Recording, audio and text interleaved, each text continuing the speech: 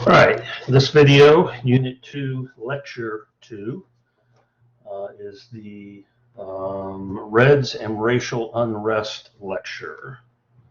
So, let me get set up here and share the screen. And we can get started here.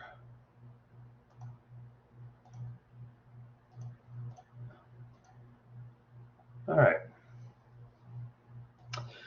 Basically, what's going to happen here in the late 1910s, going into 1920s, is that we're going to take all of the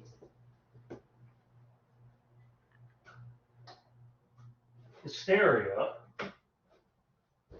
that we were aiming at the Germans, and we're going to re-aim it at radical politics, socialists, communists, anarchists, etc., and then later aim it at the country's African Americans. So what sort of set this off? Remember, we're coming out of World War I. There have been a great deal of anti-German hysteria during the war. That had also been somewhat stoked by the government under the Sedition and Espionage Acts from 1917, in which several newspapers and magazines were shut down throughout the United States.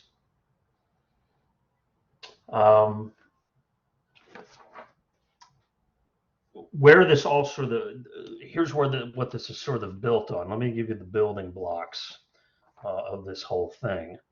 Let me go to a new slide and give you the building blocks.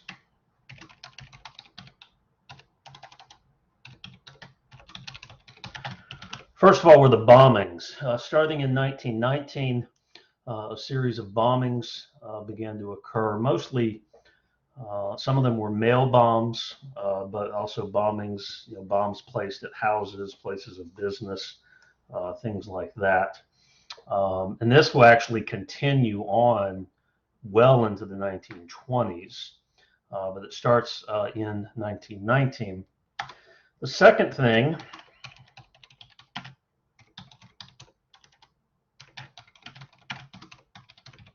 the communist takeover in Russia. During World War I, the Russian monarchy collapsed and had been replaced with the first communist state in the world that would eventually become known as the Soviet Union. And there was a fear that this might happen in the United States, that a small, dedicated band of revolutionaries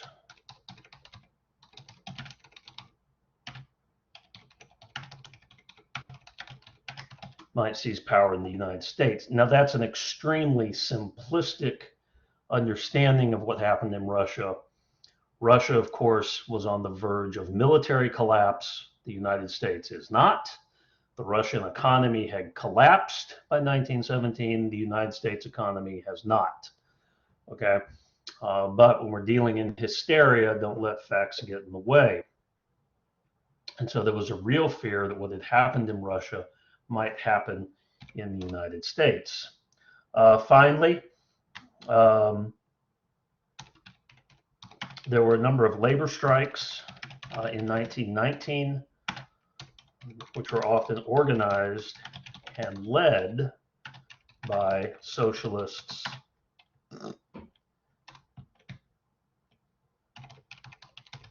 communists, etc. All right. So this is sort of the building block that the Red Scare is going to be built upon. Or, yeah, the building blocks the Red Scare is built on are here, all right, in 1919 and 1920. Okay. So we'll sort of start at the beginning of 1919 and sort of work our way forward to see how this plays out, how it eventually kind of falls apart, and then everything kind of shifts towards the African American community. In January of 1919, the Seattle General Strike occurred.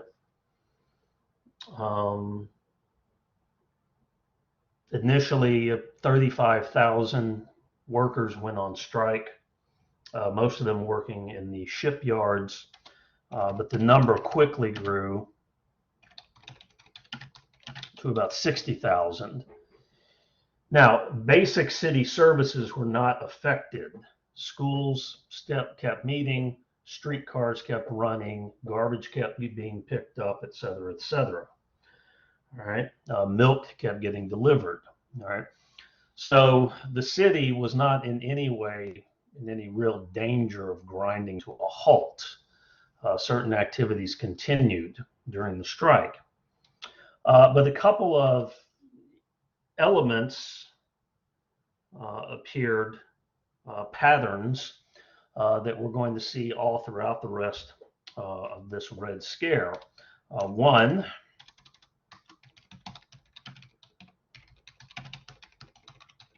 headline grabbing politicians. My typing is off worse than usual.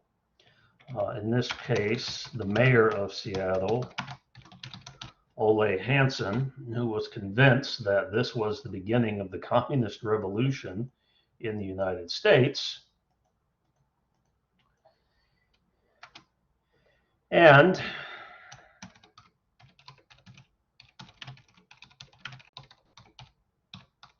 irresponsible yellow journalism. Journalism was getting a bit more professional since the heyday of yellow journalism about 20 years previous, but there was still a lot of irresponsible behavior in the press. And really, it was the press on both sides, those who were for the strike and those who were against the strike. Were making outrageous claims. A pro-labor newspaper said, "We are starting on a road that leads to permanent change in this country." Whereas anti-strike newspapers talked about how, the Chicago Tribune, one of the major papers in the United States, predicted that a strike starting in Seattle would somehow spread all the way across the country to Washington, D.C., which it never did, by the way. So two irresponsible forces we're going to see this all throughout not only the Red Scare, but then also against African Americans and immigrants in general later on in 1919 and 1920. The strike barely lasted a month.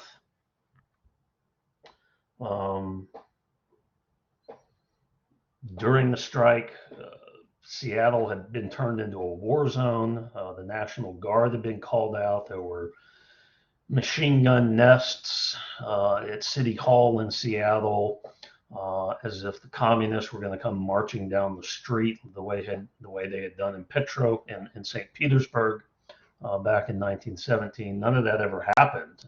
Again, the city of Seattle pretty much continued to hum along. There were only minor acts of violence, most of them fist fights. There was certainly never any gunfire or anything like that.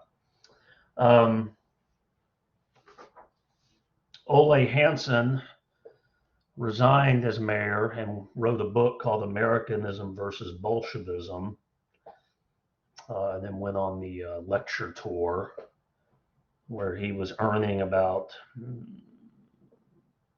7 to 8 times what he made as a mayor. So he got out pretty well.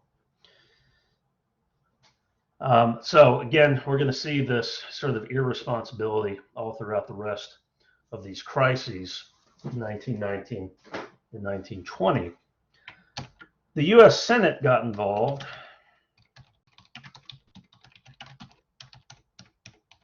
What was called the Overman Committee.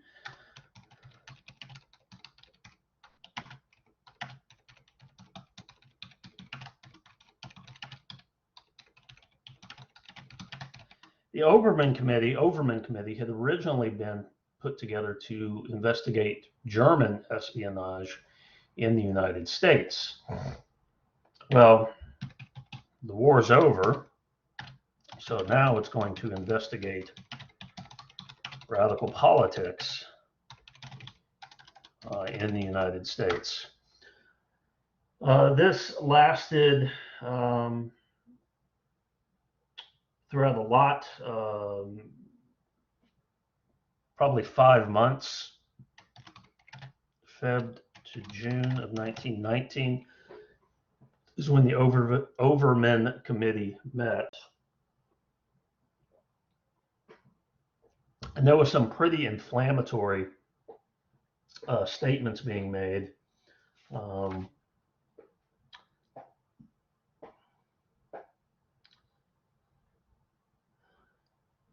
The Bolshevik movement, this is a quote, the Bolshevik movement is a branch of the revolutionary socialism of Germany, and its leaders are Germans. We have found money coming into this country from Russia.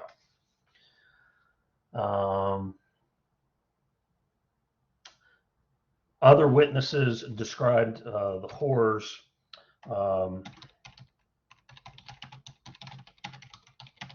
So this is one of the charges. The horrors of the Russian Revolution, the idea that newspapers have been closed down, that Bibles have been confiscated, that banks have been closed, that women were now property of the state in Russia. And there is some grains of truth. The communists were definitely not friends of banks or a free press, but the idea that Bibles were being rounded up in Russia, and the idea that women were now owned by the government was a bunch of malarkey. But just to give you an idea of some of the things that stand out from the investigations, the communists frequently referred to as scum, beasts, madmen. Here are some headlines.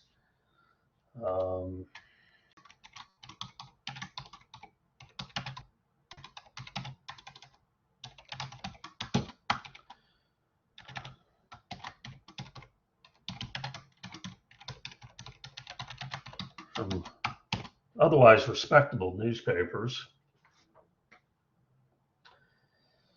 So again, this is whipping up more and more hysteria. Okay, we have now an entire Senate committee of irresponsible politicians, and of course the newspapers doing their best to sell papers.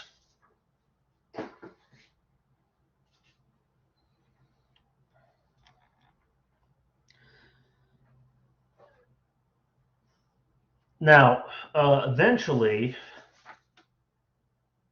the Justice Department got involved because in June of 1919, somebody tried to blow up the house that the U.S. Attorney General lived in.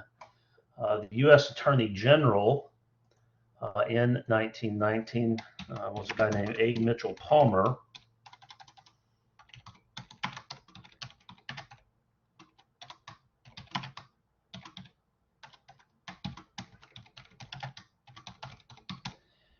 And someone tried to blow up his house while he was in it.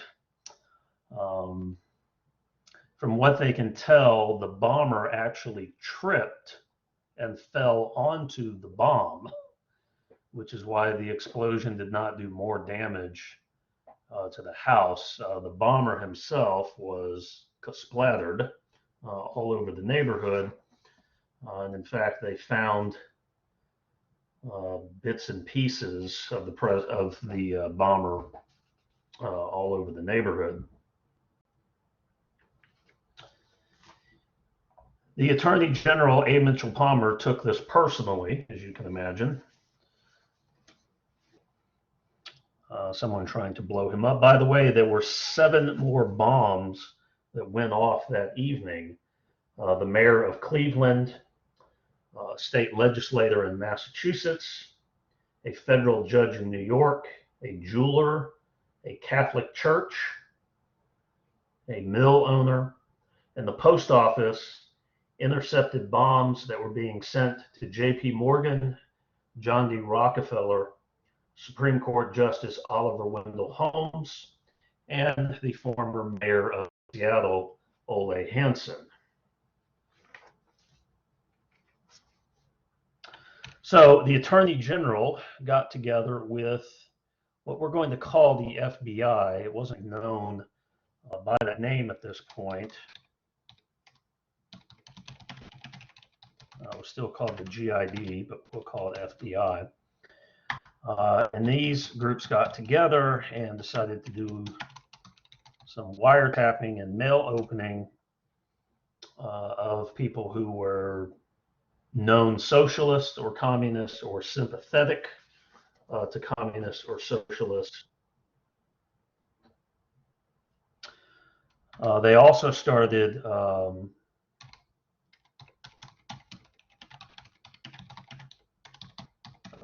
large file of names and addresses. In fact, it only took a few months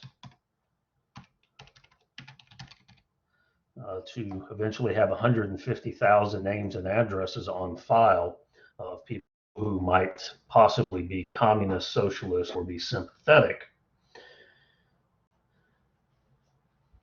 Raids began to take place. November 1919, raids began against the people whose names were in this file. This is all done, by the way, under the Sedition Act. The raids continued, and in fact, December of 1919, 250 American citizens were actually deported. American citizens deported. These deportations were upheld by the Supreme Court.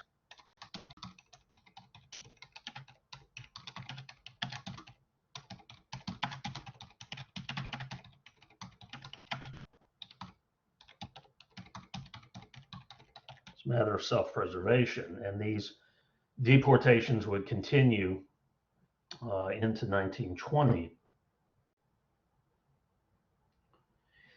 January 1920, 6,000 more arrests. Many of these people were being held without any attempt at due process, in clear violation of multiple parts of the Constitution,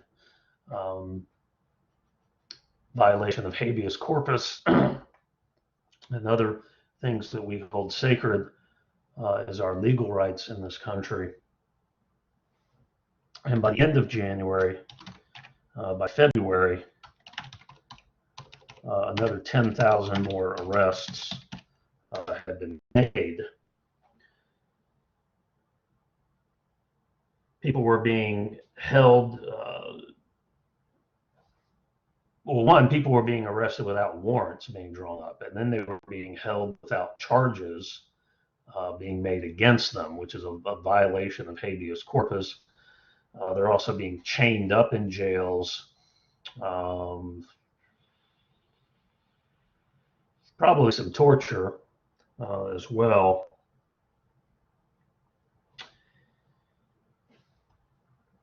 A. Mitchell Palmer, though, eventually destroyed his own crusade.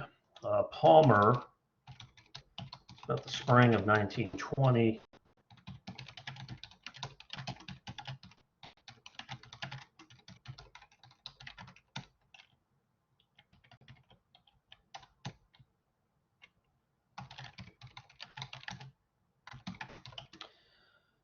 Palmer, in the spring of 1920, warned that on May 1st, the revolution would begin in the United States. He said, based on all the evidence collected by the FBI and the Justice Department, that when May 1st came here, the communists and the socialists were going to get out all their guns and just start blazing away in an attempt to seize power in the United States. So all of these states and cities hired extra guards and extra police on duty. A National Guard was called out to major cities. And you can imagine how much money this all cost. And on May 1st, nothing happened. There was no revolution on May 1st. And at that point, public opinion turned against Palmer.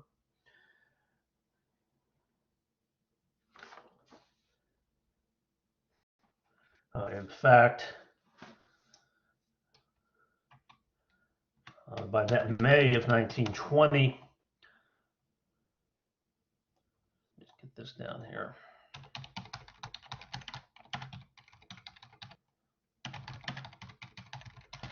Criticisms of arrests and detentions were now taking place. Use of torture, use of wiretaps, opening people's mail. This is all documented in this final report, which is called Report of the Illegal Practices of the United States Department of Justice. The report was signed by prominent lawyers in the United States, prominent professors at the most prestigious law schools in the United States, and including a future Supreme Court Justice, Felix Frankfurter. The following month, June of 1920,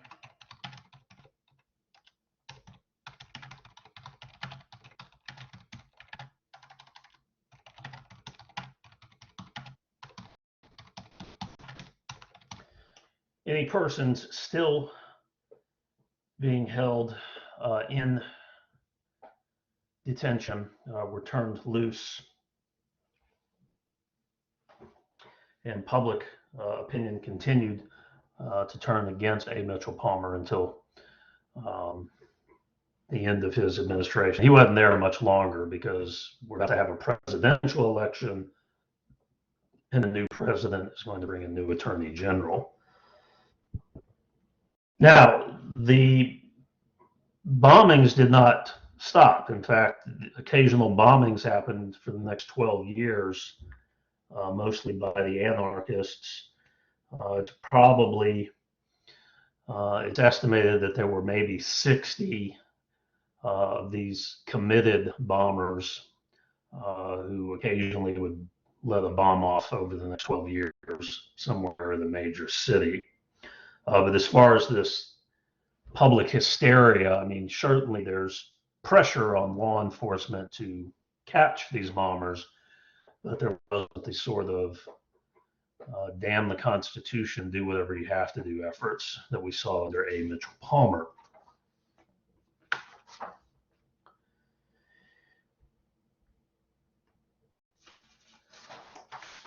Well,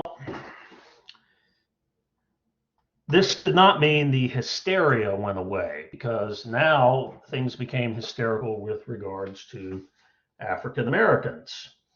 In the summer of 1919, as the wave of criticism of, we got to get out there and smash those socialists and smash those communists, as that began to trend downward, there was suddenly an increase in, we got to get out there and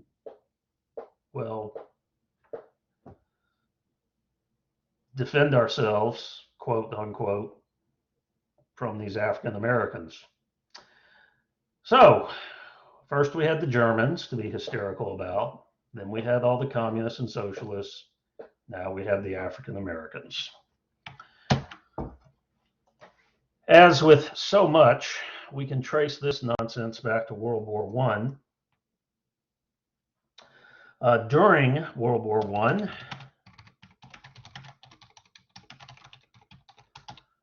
the Great Migration occurred. roughly 450,000 African Americans left the South for the North, for better jobs in the North and better lives in the North. This is probably the largest in-country migration that has ever occurred in the United States, and occurred again in a very short period of time.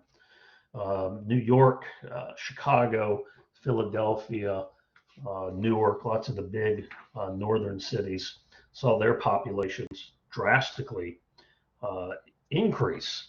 The problem, though, is this created problems in the North. For instance, in Chicago, let me get the notes here.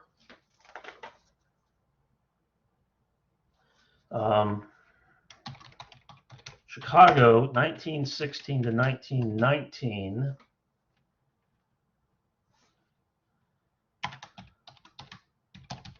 The African American population increased 148% in 3 years. Okay. So this creates problems, creates a housing shortage. Okay. It creates job competition. Many soldiers came back from the war to find that their jobs had been filled by African Americans who you could pay less, and thus white soldiers might not have their jobs anymore. And then finally, culture clash. When you have, again, a vast number of Southern African Americans moving up into the North and really rubbing up against, their white counterparts, there's some cultural clash.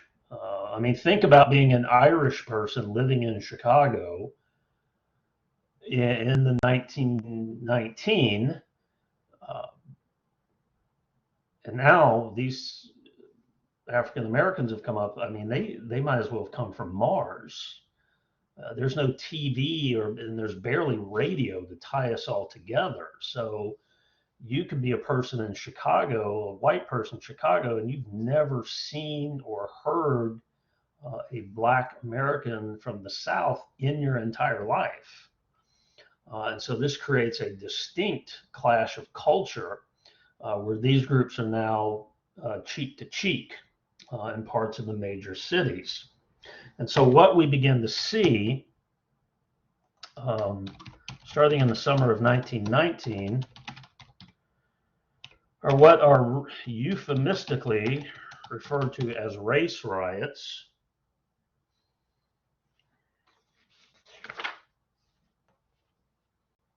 I'll just give you a list. I'll take a drink here real quick.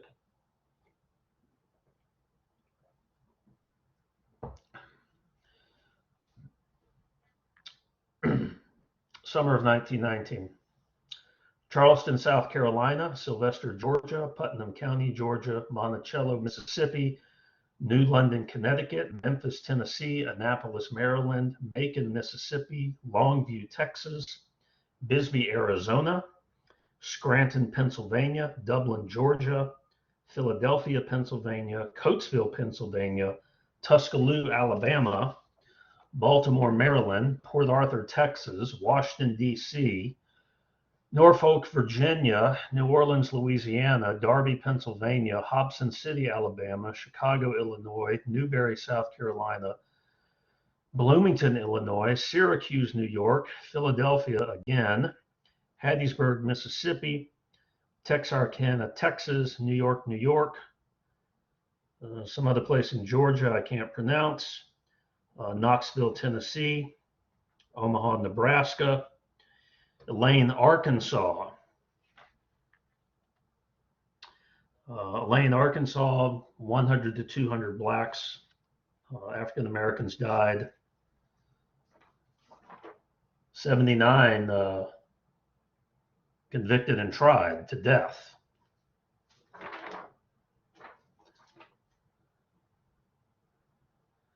Although those sentences were later overturned.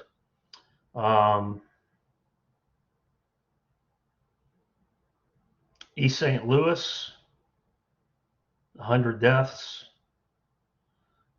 based on rumors that white women and black men were dancing together.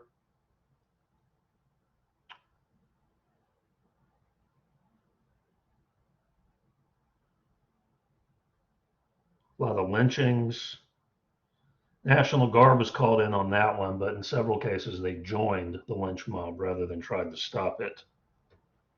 6,000 African Americans left homeless. The Chicago, July 27, 1919, all the way to August 3rd.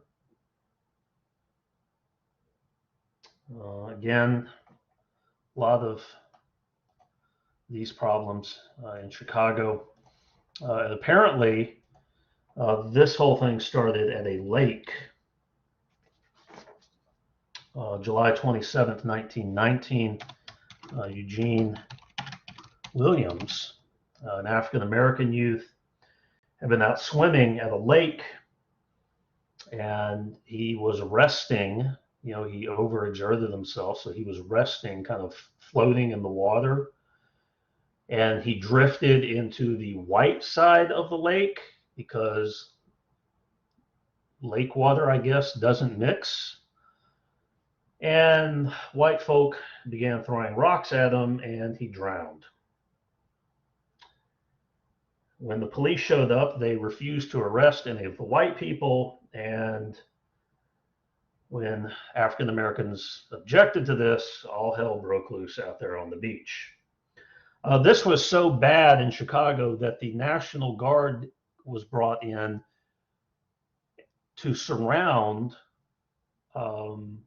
the south side of Chicago, which is where African Americans were living, not to keep the African Americans in, but to keep the white population out of that part of Chicago. Fires started, rioting, murder, arson. 38 people died, 537 injured. The press, of course, blamed African Americans, even though the state fire marshal conclusively proved that all of the fires were started by whites.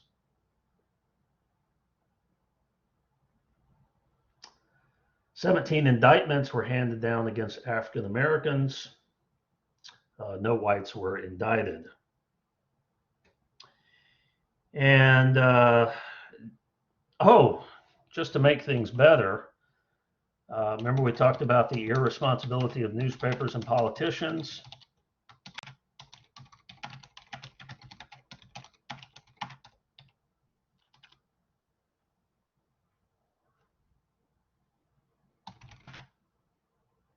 How can I best put this?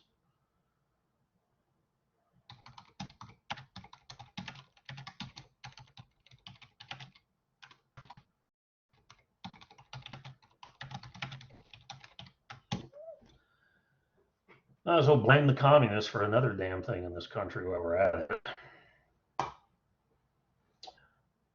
As far as lynchings and stuff, that's pretty much a way of life down in Dixie. Jackson, Mississippi, during their riot, the sheriff's department told the newspapers that they would be handing an accused rapist over to the people of the city at 4 o'clock this afternoon.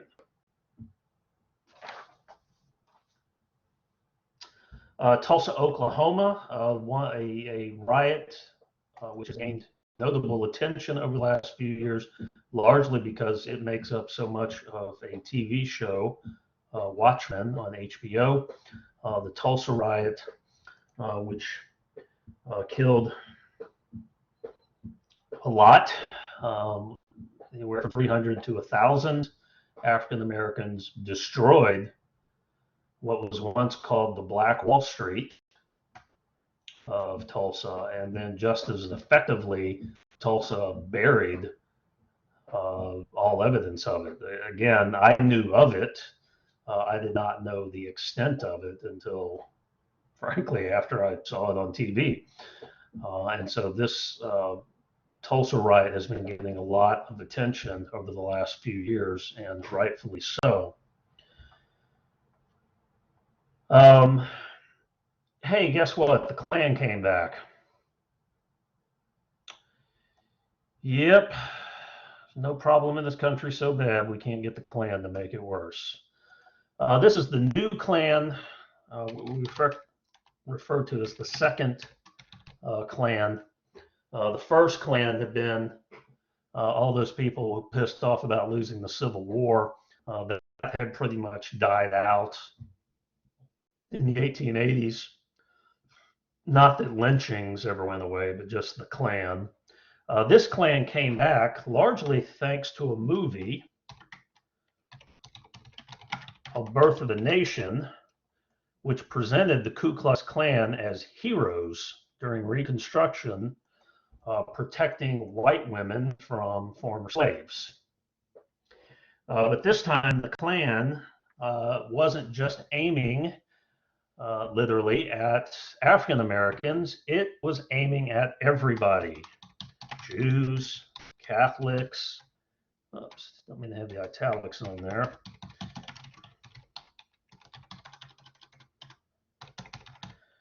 Jews, Catholics, immigrants,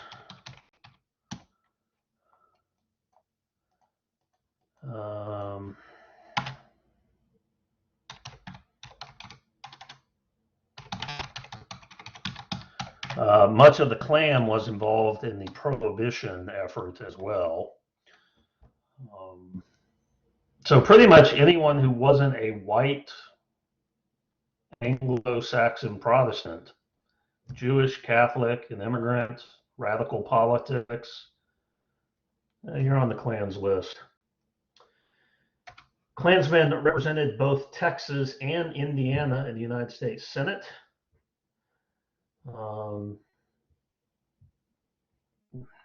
Many state legislatures were pretty much run by the Klan. But even, the sort of, this is out and out racism, right? The Klan, right? We always think about just the sort of in your face racism, but there's a much more genteel racism as well. Banks, law firms, major publishing houses had a quota for Jews. The University of Texas had an unwritten rule that they could only have one Jewish faculty member. So that's more of that genteel racism, okay? That's not the out marching in the street stuff. So again, we find this sort of race, anti-race, anti-immigrant, anti-this, anti-that, pretty much running from poor to rich. Congress got involved by setting up the National Origins Quota Act in 1924, which set up a quota system for immigration.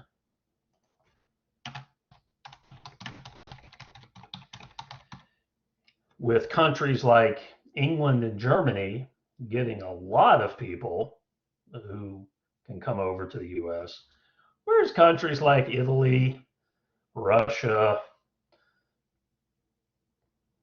any place south of the border, maybe not getting as many people from those nations. Certainly Eastern Europe, Southern Europe, we're not going to be as accepting of as many of their people as we will good old-fashioned French, German, and English stock. We pretty much shut the Japanese out of immigration entirely. All right, so that takes care of Reds and racial unrest. The next lecture will be about the Jazz Age, which will look at the three presidents of the 1920s, Warren G. Harding, Calvin Coolidge, and Herbert Hoover. And that'll get us set up for lecture 4, which will be about the onset of the Depression.